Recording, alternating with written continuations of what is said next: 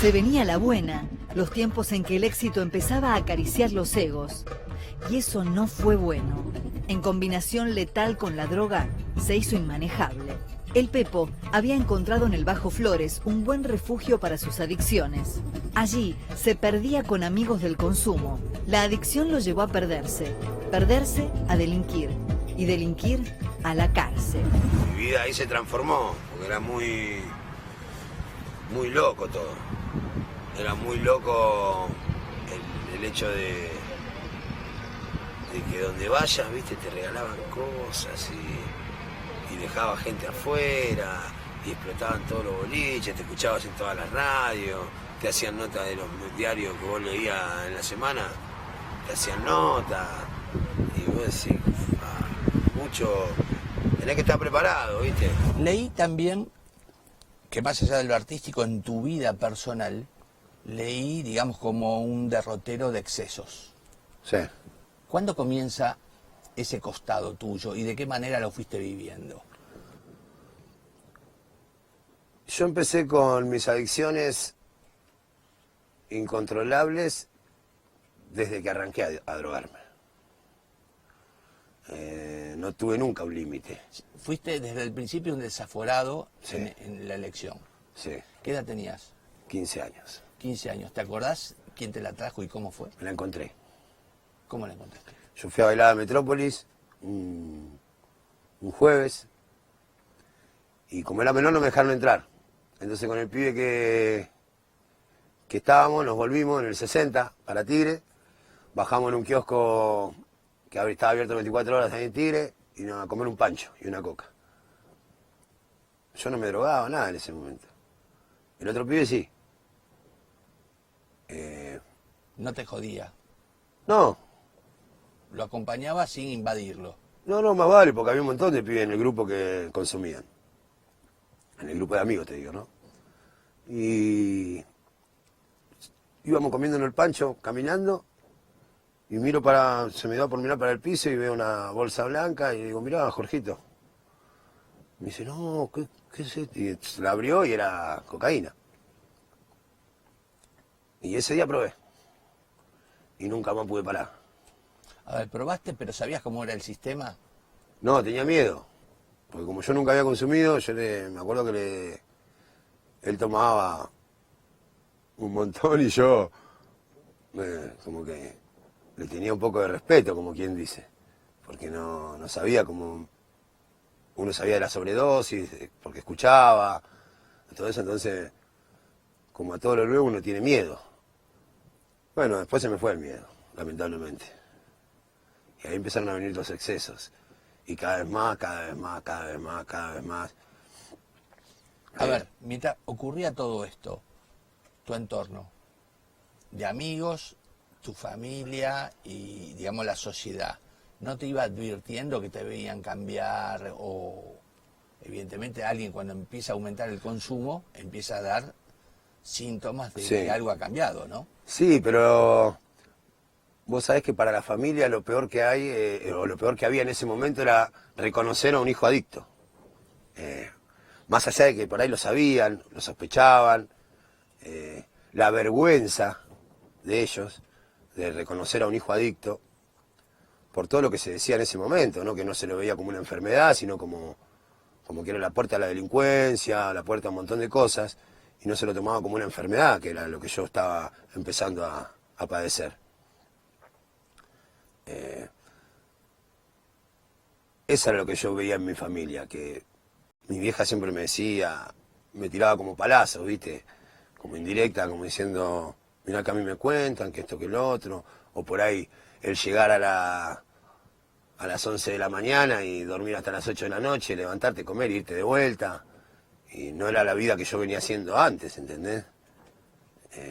Todos esos síntomas se fueron acrecentando cada vez más, porque después ya no volvía a las 11, volvía a las 11 pero de 2 días después. Y dónde estabas, qué hacías, que esto, que lo otro. Y uno en ese momento no reconoce nada, estaba con una mina, estaba cualquier cosa. Le he llegado a decir que me fui 3 días a un retiro espiritual. A mi vieja y a mi viejo. Para que no sufrieran o para eludirlos. Para eludir, para para no dar el brazo a torcer nunca, porque vos sos consciente que te están diciendo la verdad, pero vos negás todo. No querés recibir un reproche, no querés recibir una ayuda, porque quizás es la manera de ayudarte de ellos, la que tenían a mano era lo que me ofrecían en ese momento, que era el reproche, el discutir, por no saber cómo sobrellevar esa situación, que hoy los entiendo y me pongo en el lugar de ellos y sé lo que habrán sufrido, ¿entendés? Por ver un hijo así. Lo que sufrió mi hermana, que de chica mamó todo ese personaje de Pepo que le hizo mal, le hizo sufrir mucho. Hoy por hoy, yo después de salir de las drogas, es una de las relaciones más lindas que tengo con mi hermana. Y contame una cosa, Pepo. Evidentemente vos me dijiste que comenzás consumiendo cocaína. Sí. Y después con el tiempo vas, digamos, bajando la categoría de droga y empeorando, digamos, el deterioro, digamos, en cuanto al consumo. Sí. Y terminas con pasta base y Sí. un montón de cosas que yo te veo un tipo entero físicamente, pero en algún momento te tienen que haber golpeado eso, ¿o no? Sí, llegué a pesar 50 kilos. Llegué a estar durmiendo en una plaza. Pasé por todas, porque empecé con la cocaína, bueno, después se sumó la marihuana. Al contrario de todos, que empiezan con marihuana, o que la mayoría. Yo arranqué de una con cocaína. Y después, bueno, uno va incrementando en esa vida antisocial, diríamos, porque uno se piensa que es social, pero no, es antisocial porque te deja solo. ¿Te sentiste solo? Sí. ¿O estabas solo? No, me sentía solo, por eso consumía. Sentía que vergüenza de mostrarme. Últimamente salía de mi departamento para ir a buscar droga a la villa y volví al departamento. Me sentía solo. ¿Y cómo hiciste convivir tus excesos con la música? Y los hice convivir hasta que no convivieron más, hasta que se separaron. Y ganó la adicción. ¿Así? Sí. Cuando hacer música es lo que a mí me da más alegría, ¿entendés? Estar arriba en un escenario es mi vida para mí. Y haber dejado la música de lado por la adicción es algo que me costó mucho entender. A ver, ¿y dejaste la música por la adicción por qué? ¿No te dan ganas de componer? ¿No se te ocurría nada? ¿O querías No, estar tirado el todo el único día? motor de mi vida era la pasta base. Nada más.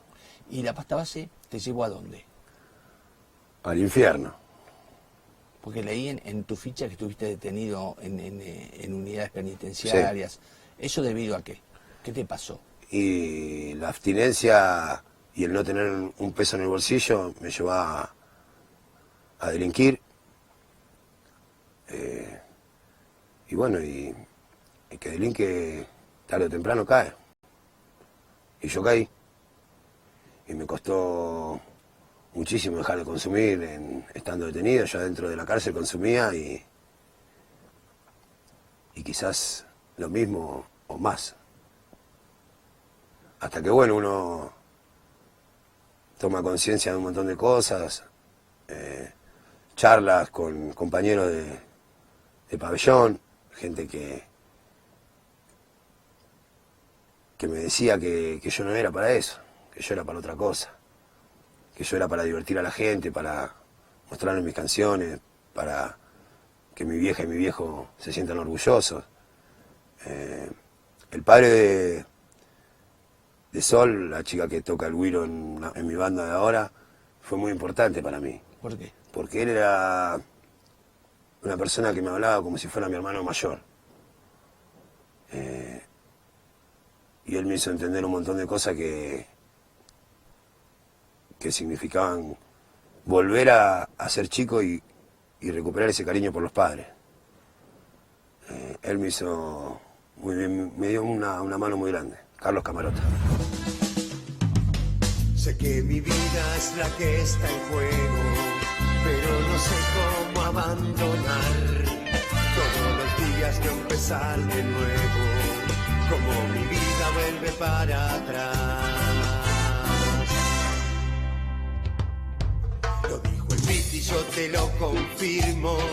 El diablo sea dueño de mis pulmones. Con esta vida yo te digo, amigo, cada vez tengo menos jugadores. Siento que tengo que parar.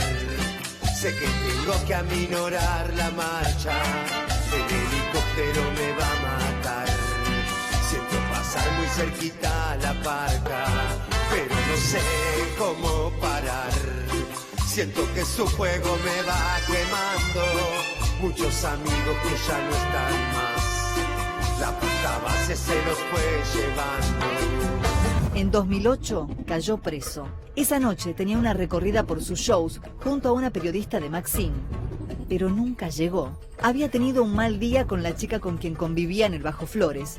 Llevaba en su cuerpo 3 días de consumir y salió ciego a la calle, enfierrado, dispuesto a delinquir. Pero la gendarmería le puso el freno, le cortó la soga y lo puso tras las rejas. ¿Cómo fue el día que caíste preso?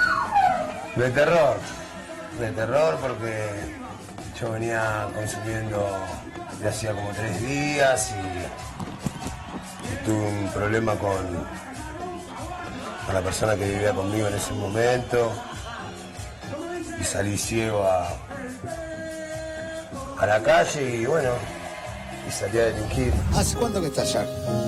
Y ahora hace un año tuve una recaída, ¿no? Y volví a bardear, como quien dice, ¿no? Y me tocó de vuelta estar acá. Hoy me encuentro haciendo las cosas bien. ¿Cómo viste y sobreviviste a la cárcel?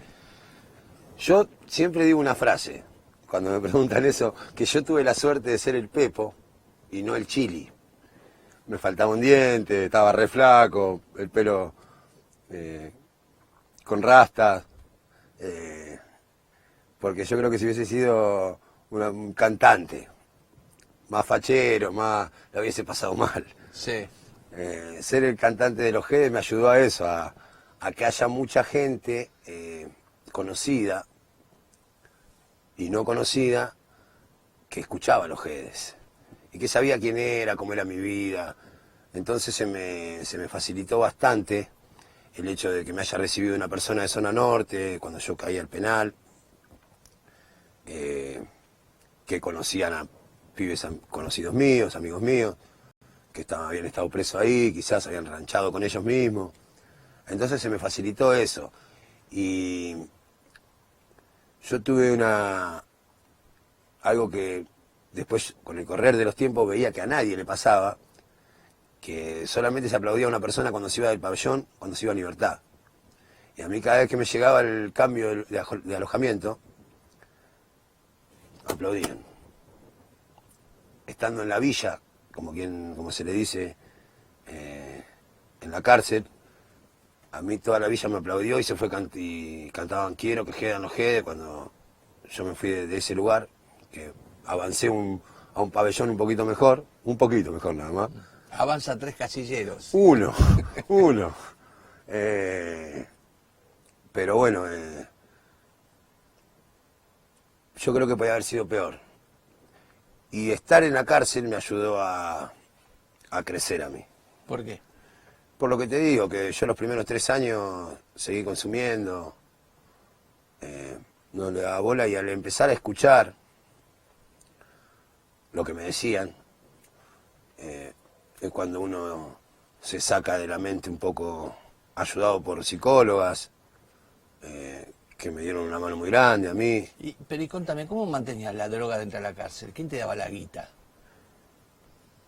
Sí, porque tus viejos no te iban a dar la guita para profundizar la adicción, digo. Quizá uno utilizaba ciertos métodos para poder conseguir el dinero. Hay muchas maneras de conseguir droga en la cárcel. Vos cobras un sueldo también. Hay mucho penitenciario tranza. No todos, pero hay muchos que sí. Y contame, ¿y en cuántas unidades estuviste? A ver, ¿te recordás de algunas, por lo menos para Marcos referir? Paz y Ezeiza. Marcos Paz y Ezeiza. ¿Son duras? Toda cárcel es dura. Hay otras más, hay otras menos, hay lugares, hay pabellones que son menos duros, pero no dejan de ser la cárcel. ¿Cuál es el peor momento de la cárcel? Cuando entras, Cuando entras. no sabes con qué te vas a encontrar. La primera semana Claro. o el primer día. No, el primer día. Que entras yo a mí me tocó entrar a las 2 de la mañana y cruzarme con unas ratas así. ¿Dónde estoy? Ese es el momento más duro. Y cuando empezás cuando yo empecé por lo menos a estar un poco mejor, a ver el estado de ánimo de la visita. Mi vieja, es eso? y mi vieja venía y se iba llorando. Eso te mataba. Cuando empecé a estar mejor, sí, de entrada no me daba cuenta.